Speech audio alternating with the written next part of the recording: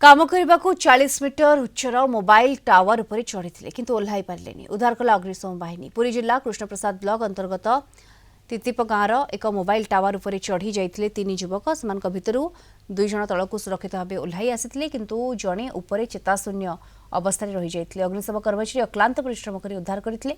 उद्धार होता व्यक्ति जनक होती गंजाम जिला पोलसरार 25 वर्ष वयस्क सर्वेश्वर बेहरा। निशासक्त थिबा जोगु सर्वेश्वर चेताशून्य अवस्था रही जाते बोली सूचना मिली।